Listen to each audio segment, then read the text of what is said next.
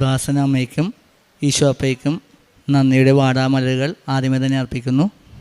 എൻ്റെ പേര് Dani Joseph. ഞാൻ വൈപ്പിൻ കർത്തേടം സെൻറ്റ് ജോർജ് ഇടവകയിൽ നിന്ന് വരുന്നു. ഇതെൻ്റെ ഭാര്യ, എൻ്റെ 2 മക്കൾ, ഒന്ന് ആൻ്റണി ജോസഫ്, മറ്റേത് ആൻ മരിയ സെബാസ്റ്റ്യൻ. എനിക്ക് എൻ്റെ ജീവിതത്തിൽ ഒത്തിരി അനുഗ്രഹങ്ങൾ ലഭിച്ചു.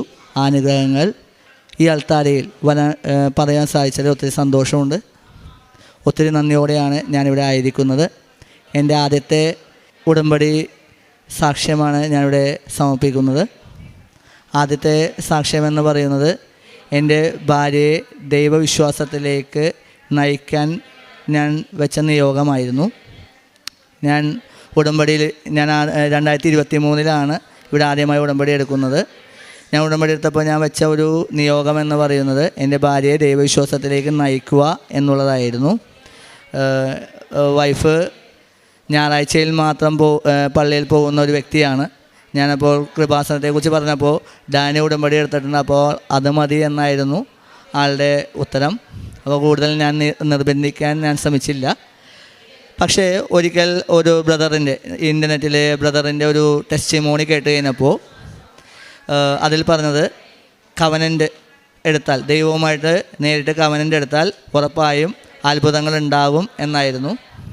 അതിന് പ്രകാരം എന്നോട് പറഞ്ഞു, എങ്ങനെയാണ് ദൈവവുമായിട്ട് നേരിട്ട് കവനൻ്റ് എടുക്കുന്നതെന്ന് ചോദിച്ചു. ഞാൻ പറഞ്ഞു, കവനൻ്റെ മലയാളം ഉടമ്പടിയാണ്, നമ്മളുടെ കൃപാസനത്തിൽ ചെയ്യുന്നതും അത് തന്നെയാണ് എന്ന് പറഞ്ഞു. അപ്പോൾ പുള്ളിക്കാരത്തി പറഞ്ഞത്, അത് മരിയൻ ഉടമ്പടിയാണല്ലോ, അപ്പോൾ അതെങ്ങനെയാണ് നമുക്ക് എടുക്കുക? അപ്പോൾ ഞാൻ പറഞ്ഞു, മരിയൻ ഉടമ്പടി എന്ന് പറയുന്നത് മാതാവിൻ്റെ മധ്യസ്ഥതയിൽ ദൈവവുമായിട്ട് ചെയ്യുന്ന ഉടമ്പടി ആയതുകൊണ്ടാണ് അതിന് മരിയൻ ഉടമ്പടി എന്ന് പറയുന്നത് പറഞ്ഞു. അങ്ങനെ വൈഫ് അപ്പോൾ തന്നെ ആ ശനിയാഴ്ച തന്നെ ഉടമ്പടി എടുക്കാം എന്ന് പറയുകയും അങ്ങനെ ഞങ്ങളിവിടെ വന്ന് ഉടമ്പടി എടുത്തു. ഉടമ്പടി എടുത്തു കഴിഞ്ഞപ്പോൾ ഞാൻ പിന്നെ കാണുന്നത് മറ്റൊരു വ്യക്തിയാണ്. വളരെയധികം തീക്ഷ്ണതയോടുകൂടി എല്ലാ ദിവസവും പള്ളിയിൽ പോകുന്നു, പത്രം കൊടുക്കുന്ന കാര്യത്തിലാണെങ്കിലും അങ്ങനെ എല്ലാ കാര്യത്തിലും വളരെയധികം തീക്ഷ്ണതയോടുകൂടി കാണുന്ന ഒരു വ്യക്തി. അതേപോലെ തന്നെ വൈഫിൻ്റെ തീക്ഷ്ണത കണ്ടു കഴിഞ്ഞപ്പോൾ എന്നെ മാതാവ് ഒരു കാര്യം ബോധ്യപ്പെടുത്തി തന്നതെന്ന് പറഞ്ഞു കഴിഞ്ഞാൽ, ഞാൻ വിശ്വാസത്തിൻ്റെ കാര്യത്തിൽ വട്ടപൂജ്യമാണ് എന്നുള്ള കാര്യം മാതാവ് എനിക്ക് ബോധ്യപ്പെടുത്തി തന്നു എന്നുള്ളതാണ്. അടുത്ത സാക്ഷ്യമെന്ന് പറയുന്നത് എൻ്റെ ജോലിയുമായി ബന്ധപ്പെട്ട ഒരു സാക്ഷ്യമാണ്. ഞാൻ ഒരു അധ്യാപകനാണ്. ഞാൻ വർക്ക് ചെയ്യുന്ന സ്ഥാപനത്തിൽ ജോലിയുമായി ബന്ധപ്പെട്ട ഒരു ഇഷ്യൂ ഉണ്ടായി. അതിന് പ്രകാരം എല്ലാവരും, സ്കൂളിലെ മറ്റധ്യാപകരൊക്കെ എനിക്കെതിരാകുന്ന ഒരു സിറ്റുവേഷൻ ഉണ്ടായി. ഞാൻ വളരെ മാനസികമായി തകർന്ന ഒരു സിറ്റുവേഷനായിരുന്നു. കാരണം ജോലി ചെയ്യുന്ന സ്ഥാപനത്തിൽ നമ്മൾ ഒറ്റപ്പെട്ട് പോവുക എന്ന് പറഞ്ഞാൽ അത് വളരെയധികം ബുദ്ധിമുട്ടുള്ള ഒരു കാര്യം തന്നെയായിരുന്നു. അതുകൊണ്ട് തന്നെ ഞാൻ മാനസികമായി തകർന്നു. ഇനി എങ്ങനെയാണ് അടുത്ത വർഷങ്ങളിൽ ജോലിക്ക് പോവുക എന്നുള്ള വളരെയധികം വിഷമത്തോടെയാണ് ഞാനായിരുന്നത്. എനിക്ക് ഡെയിലി ബ്ലെസ്സിങ്ങിൽ അച്ഛൻ്റെ മെസ്സേജ് ആണെങ്കിലും, എല്ലാ ദിവസവും രാവിലെ പള്ളിയിൽ പോകുമ്പോൾ അച്ഛൻ നൽകുന്ന മെസ്സേജ് ആണെങ്കിലും എല്ലാം എന്നെ ശക്തിപ്പെടുത്തുന്നവയാണ്. ഈ സമയങ്ങളിലൊക്കെ ഞാൻ സാക്ഷ്യങ്ങൾ കാണുകയും ആ സാക്ഷ്യങ്ങളിൽ കാണുന്ന ഓരോ സന്ദേശങ്ങളും എനിക്ക് ശക്തിപ്പെടുത്തുന്നവയാണ്. അതുകൊണ്ട് തന്നെ എൻ്റെ പിന്നീട് അങ്ങോട്ടുള്ള എൻ്റെ ജോലി യാത്രയിൽ എനിക്കത് ശക്തിയേകി. പിന്നെ മാതാവിൻ്റെ വലിയൊരു കൃപ എന്ന് പറയുന്നത്, എനിക്ക് വേറെ സ്കൂളിലേക്ക് എനിക്ക് ട്രാൻസ്ഫർ കിട്ടി എന്നുള്ളതാണ്. കാരണം ഞാൻ ഒരു രീതിയിലും, കാരണം എനിക്ക് അടുത്ത വർഷം എങ്ങനെ വർക്ക് ചെയ്യുമെന്നതിനെക്കുറിച്ച് ഞാൻ വിഷമിച്ചെങ്കിലും മാതാവിൻ്റെ വലിയ കൃപയാൽ എനിക്ക് വേറൊരു സ്കൂളിൽ എനിക്ക് വളരെ നല്ലൊരു അന്തരീക്ഷത്തിൽ വർക്ക് ചെയ്യാൻ സാധിച്ചു എന്നുള്ളതാണ്. ഇനി ഇതോടൊപ്പം തന്നെ കൂട്ടിവെക്കുന്ന മറ്റൊരു സാക്ഷ്യമെന്ന് പറയുന്നത്, ഈ വർഷം എനിക്ക് ഒരു പെർമനൻറ്റ് പോസ്റ്റിനുള്ള ചാൻസ് ഇല്ല. കാരണം ഞാൻ ഡെയിലി വേജസിന് പോകുന്ന ഒരു വ്യക്തിയാണ്. അപ്പോൾ ഏതൊരു വ്യക്തിയെപ്പോലെയും എനിക്കും ഒരു സ്ഥിര വരുമാനമുള്ള ജോലി എന്ന് പറയുന്നത് എൻ്റെ വലിയൊരു ആഗ്രഹമാണ്. കാരണം എനിക്കിപ്പോൾ 38 വയസ്സായി. ഇത്രയും ഏജിലും എനിക്കൊരു സ്ഥിര വരുമാനമുള്ള ജോലി ഇല്ല എന്ന് പറയുന്നത് വളരെയധികം ബുദ്ധിമുട്ടുള്ള കാര്യമാണ്. പക്ഷേ എനിക്ക് ഉറപ്പായിരുന്നു മാതാവ് എന്നെ കൈവിടില്ല, എനിക്ക് എന്നെങ്കിലും എനിക്കൊരു സ്ഥിര വരുമാനമുള്ള ജോലി തരും എന്നുള്ളത്. അതേപോലെ തന്നെ ഈ വർഷം സെപ്റ്റംബർ 8 മാതാവിൻ്റെ ജന്മദിവസം മാതാവിൻ്റെ നാമധേയത്തിലുള്ള സ്കൂളിൽ എനിക്ക് ജോയിൻ ചെയ്യാൻ സാധിച്ചു.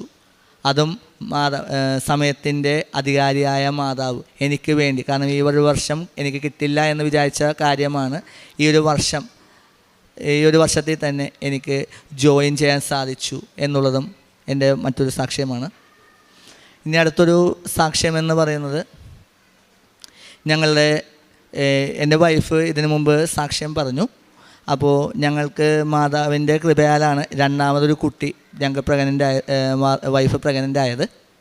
ഈ കുട്ടി നോർമൽ ഡെലിവറി ആകാൻ വേണ്ടി ഉള്ള ഒരു നിയോഗം ഞാൻ വെച്ചിട്ടുണ്ടായിരുന്നു.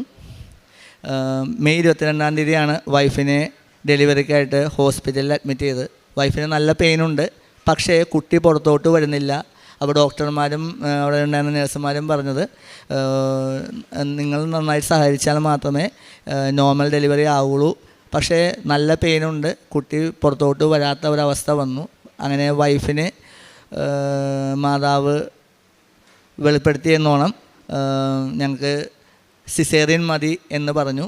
അങ്ങനെ സിസേറിയൻ ചെയ്തതിന് ശേഷം ഡോക്ടർ ഞങ്ങളോട് പറഞ്ഞത്, നിങ്ങളുടെ ഡിസിഷൻ കറക്റ്റായിരുന്നു. കാരണം കുട്ടിക്ക് ഒരു കെട്ടുണ്ടായിരുന്നു, അത് മാതാവ് ഇടപെട്ടുകൊണ്ടാണ് അങ്ങനെ കോംപ്ലിക്കേഷൻ ഇല്ലാതെ ഞങ്ങൾക്ക് ആ കുട്ടിയെ പുറത്തെടുത്തത് സാധിച്ചത്. ഞങ്ങൾക്ക് ഒരു പെൺകുട്ടിയാണ് ദൈവം രണ്ടാമതായി തന്നത്. ഈ കുട്ടിയുടെ പേരിടുന്നതുമായി ബന്ധപ്പെട്ട് വൈഫിനൊരു ദർശനമുണ്ടായി. അതായത് വൈഫ് ഒരു പള്ളിയിൽ നിൽക്കുമ്പോൾ ഒരു പെൺകുട്ടി വൈഫിനെ അമ്മയെന്ന് പറഞ്ഞ് വിളിച്ച് വരുന്നൊരു ദർശനമുണ്ടായി. ആ ദർശനപ്രകാരം ഞങ്ങൾക്ക് ഉറപ്പായിരുന്നു ഈ കുട്ടി പെൺകുട്ടിയാണ്. അതുകൊണ്ട് തന്നെ ഞങ്ങൾ ഈ കുട്ടിക്ക് പെൺകുട്ടിയുടെ പേര് മാത്രമാണ് ഞങ്ങൾ അന്വേഷിച്ചത്. അങ്ങനെ ദൈവകൃപയാൽ ഞങ്ങൾക്ക് പെൺകുട്ടിയെ തന്നെ ദൈവം തന്നു. അവൾക്ക് പേരിട്ടിരിക്കുന്നത് ആൻ മരിയ സെബാസ്റ്റ്യൻ എന്നാണ്. ഇനി മറ്റൊരു സാക്ഷ്യം എന്ന് പറയുന്നത്, എൻ്റെ മകനുമായി ഞാൻ കാറിൽ സഞ്ചരിക്കുന്ന സമയത്ത് ഞങ്ങളുടെ വണ്ടിയിൽ വന്നൊരു സ്കൂട്ടർ ഇടിച്ചു. അവിടെ കൂടിയിരുന്ന എല്ലാവരും ഞങ്ങളോട് പറഞ്ഞത്, നിങ്ങൾ ഓവർ സ്പീഡാണ്. എന്നാൽ എനിക്ക് ഉറപ്പുണ്ടായിരുന്നു ഞാൻ ഓവർ സ്പീഡല്ല. ഞാൻ അവരോട് പറയുകയും ചെയ്തു, ഞാനല്ല ഇടിച്ചത്, എൻ്റെ വണ്ടിയിൽ വന്നാണ് അവരിടിച്ചത് എന്നൊക്കെ പറഞ്ഞു. പക്ഷേ എല്ലാവരും എനിക്ക് എതിരായിരുന്നു. ഞാൻ ഓവർ സ്പീഡിലാണ്, ഗുളിക കഴിക്കാൻ പോകുന്ന സ്പീഡിലാണ് നിങ്ങൾ പോയത് എന്നുള്ള രീതിയിലൊക്കെ ഉള്ള വളരെ സംസാരങ്ങളൊക്കെ ഉണ്ടായി.